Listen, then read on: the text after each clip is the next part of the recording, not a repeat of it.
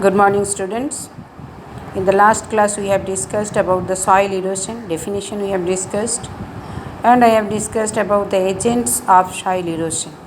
Now, the third topic about the soil erosion is the management. How to prevent the soil erosion.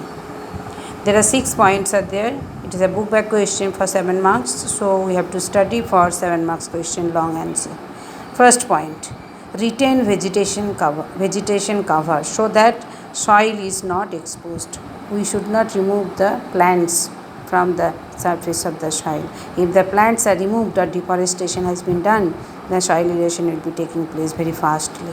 So that should be reduced. That's why first point is retain the vegetation cover. Second one, cattle grazing should be controlled.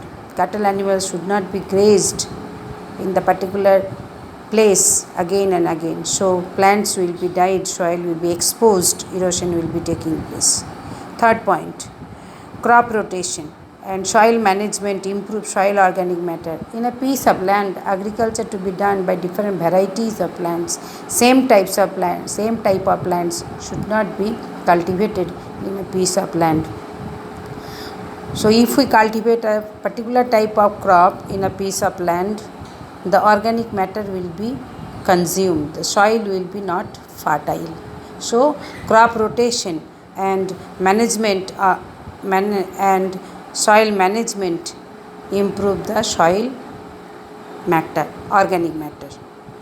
Next point, runoff water should be stored in the catchment area.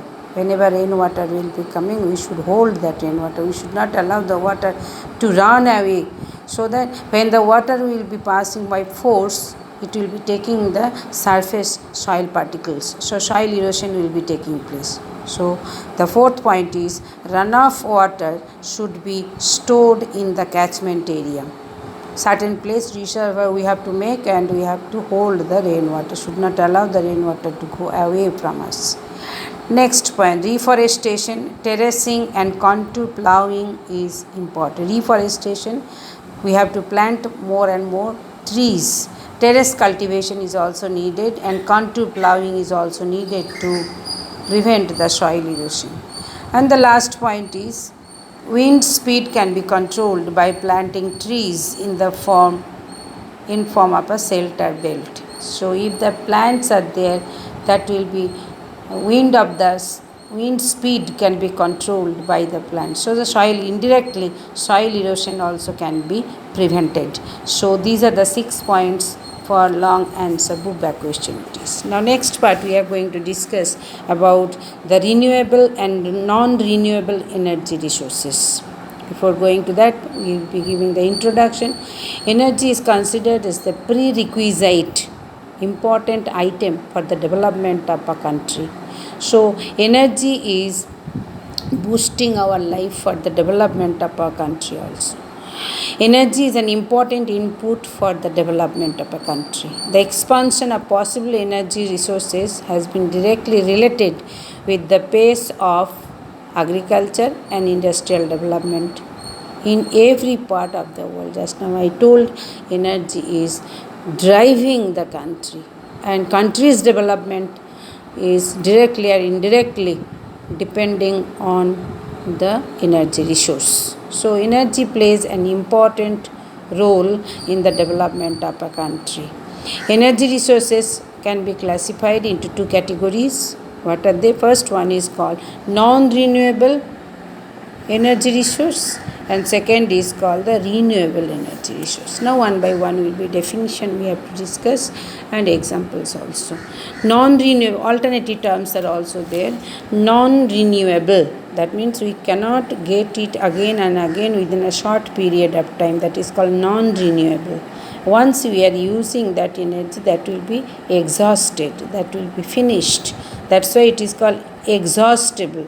And third point is also called, it is called conventional energy resource. So non-renewable energy resources, there are 3 alternative terms. First one, non-renewable, it is also called exhaustible, and a third term it is called conventional energy resources. So one by one we will be discussing. First is non-renewable. Energy obtained from the sources that cannot renew themselves over a short period of time. After a million years are needed to get it back, so that it's not easily available. So that's why it is called non-renewable. Renew can be done, but it takes millions years.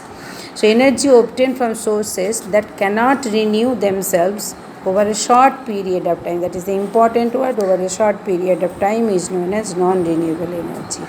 These are available in limited amount in nature. Example, coal, petroleum, natural gas and nuclear power. Why it is called conventional energy resources? These energy sources are used usually. People are using, suppose coal you are using, for different purposes we will be discussing afterwards. Petroleum we are using. Usually natural gas is also used, and nuclear power. So that's why usually which natural resources we are using, they are called the conventional energy sources. So these conventional energy resources, coal, petroleum, natural gas, account for 90% of the world's energy, commercial energy, and nuclear energy accounts for only 10%. Now next, second type, it is called the renewable energy resources. Renewable means we can get it back within limited period of time, short period of interval, we can generate, we can get it again and again. It is also called inexhaustible. Inexhaustible means it cannot be finished. We are using also, again and again we are using, it will be not emptied, it will be not finished. These are also called non-conventional energy resources. Just opposite words, non-conventional energy resources. Usually we are not using these energy resources. That's why they are called non-conventional energy resources. So just definition we have to discuss. Now these energy resources are available in unlimited amount in nature, and they can be renewed over a short period of time. Inexpensive, it's not too much costly, and can be harvested continuously. It will give us a continuous source of energy because these resources are present in the environment. These compromise a vast potential of non-conventional energy resources, which include examples: biofuel, biomass energy, geothermal energy, water energy, it is also called hydroelectric energy, tidal energy, solar energy, wave energy and wind energy. These are the examples which are present in the nature. These are all called and we can get it back again and again. These are called renewable or inexhaustible or non-conventional energy resources. So definition with the example we have to study for 2 marks question or definition also. Now next part we are going to discuss about the fossil fuels. Fossil fuels are found inside the Earth's crust. We know the Earth is having 3 layers, Earth crust, it is present. And are energy rich substances formed by natural process. What are the natural processes? 2 marks question. Anaerobic decomposition of buried and dead organisms, that is called anaerobic condition and decomposition over millions of years.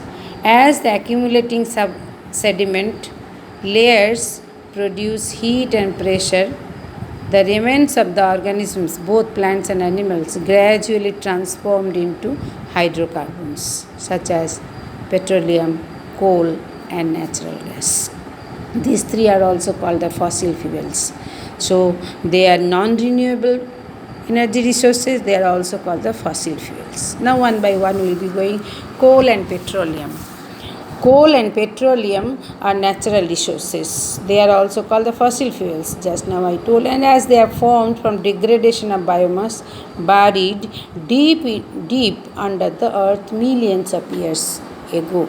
That's why they are called non-renewable energy resources. Now more to know, India is considered the 3rd largest consumer of crude oil. Crude oil means oil which is impure, not purified, in the world after the United States and China. Now next part, coal. Coal is formed of generation, is used. What is the use of coal? Coal is used for the generation of electricity at thermal power plants. Petroleum, also known as crude oil, is processed in oil refineries to produce petrol and diesel, which are used to run the automobiles, trucks, trains, ships, airplanes. Kerosene and LPG, these are considered liquefied petroleum gas and natural gas obtained from petroleum, is used as domestic fuel for cooking food. Okay, thank you children.